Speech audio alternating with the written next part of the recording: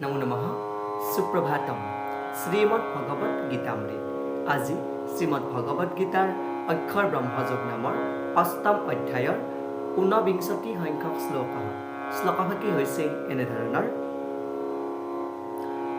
ভূতাগ্ৰামঃ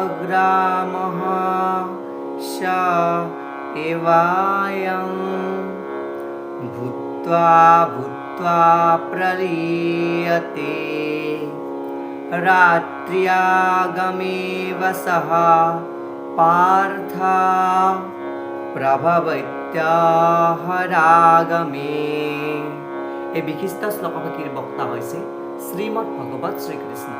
শ্লোকভাগীৰ অসমীয়া অৰ্থ হৈছে এনেধৰণৰ: হে পাৰ্থ অথবা পৃথাৰ পুত্ৰ অৰ্জুন, সেই সকলোখিনি প্ৰাণীয়ে বাৰে বাৰে জন্ম লভি ব্ৰহ্মাৰ দিনৰ আৰম্ভণিতে প্ৰকাশ পায় বা প্ৰকাশমান হয় আৰু ব্ৰহ্মাৰ ৰাতিৰ আৰম্ভণিতে বাধ্য হৈ হৈ যায় বা লয় হয় বা তেওঁৰ মৃত্যুবৰণ হয় বুলিও ইয়াতে উপস্থাপন কৰিছে। এনেকৈ পূৰ্বৱৰ্তী শ্লোকৰ প্ৰসংগক্ৰমে ভগৱান শ্ৰীকৃষ্ণই সখা অৰ্জুনৰ আগত এই বিশিষ্ট শ্লোকভাগীৰ উপস্থাপন কৰিছে। অৰ্থাৎ যি ব্ৰহ্মাৰ কল্প বা সময়, সেই ব্ৰহ্মাৰ যি আৰম্ভণি, সেই আৰম্ভণিতে আমাৰ জীৱসমূহে আমি প্ৰকাশমান পাওঁ আৰু যি ব্ৰহ্মাৰ ৰাত্ৰি হয়, সেই ৰাত্ৰিৰ সময়ত আমি মৰি যাওঁ বা আমাৰ দেহৰ লয়ক্ষয় হয় বুলি ইয়াতে উপস্থাপন কৰিছে। আৰু এই প্ৰসংগত ভাষ্যকাৰে উপস্থাপন কৰিছে যে যিসকল কম বুদ্ধিৰ লোক এই পৃথিৱীৰ যি পাৰ্থিৱ জগতত থাকিবলৈ ইচ্ছা কৰে, তেওঁলোকে হয়তো কোনো এটা উচ্চতৰ গ্ৰহলৈ যাব পাৰে, কিন্তু আকৌ পৃথিৱীলৈ ঘূৰি আহিবলৈ বাধ্য হৈ পৰে। ব্ৰহ্মাৰ দিনৰ সময়খিনিতে জীৱসমূহে কোনো উচ্চ বা নিম্ন স্তৰৰ গ্ৰহত থাকি নানা কাৰ্যকলাপত লিপ্ত হয় বুলি ইয়াতে উল্লেখ কৰিছে। কিন্তু ব্ৰহ্মাৰ ৰাতিৰ আৰম্ভ হোৱাৰ লগে লগে সেই জীৱসমূহৰ লয় হয়।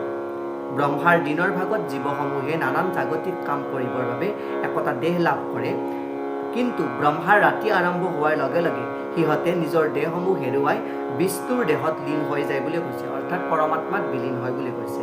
আকৌ ব্ৰহ্মাৰ দিন আৰম্ভ হোৱাৰ লগে লগে সিহঁতে প্ৰকাশমান হয় আৰু ভূত্বা প্ৰলীয়তে, অৰ্থাৎ দিনৰ ভাগত প্ৰকাশ পায় আৰু ৰাতিৰ ভাগতো আকৌ লয় হয় বুলি কৈছে। অৱশেষত যেতিয়া ব্ৰহ্মাৰ আয়ুস শেষ হয়, তেতিয়া সকলো জীৱসমূহ বিলুপ্ত হয় আৰু কোটি কোটি বছৰ ধৰি অপ্ৰকাশিত অৱস্থাতে থাকে। আকৌ যেতিয়া নতুন এটা কল্পত ব্ৰহ্মাই নতুন জন্ম লাভ কৰে, তেতিয়া জীৱবিলাকেও আকৌ এবাৰ প্ৰকাশ কৰে আৰু এইদৰে জীৱসমূহ জড়জগতৰ বন্ধনত সোমাই থাকিবলগীয়া হয়। এনেদৰে জীৱৰ কাৰ্য চলন্ত ৰূপত চলি থাকে। আৰু যদিহে আমি ভগৱানৰ সৎ চিন্তাত নিমগ্ন হওঁ, কৃষ্ণ ভাৱনাত নিমগ্ন হওঁ, তেতিয়াহ'লে ভক্তসকলে এই জীৱতে আধ্যাত্মিক কৃষ্ণ লোকত প্ৰৱেশ কৰে আৰু শাশ্বত শক্তিৰ অধিকাৰী হৈ পুনৰ জন্ম লভাৰ পৰা হাত সাৰিব পাৰে।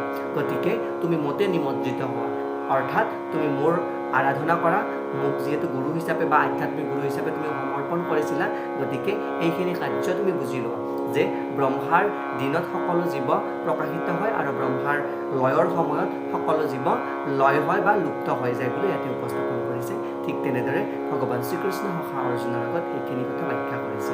এই উক্ত বিশিষ্ট শ্লোকভাগীৰ সৰল গুণাৰ্থ। ধন্যবাদ।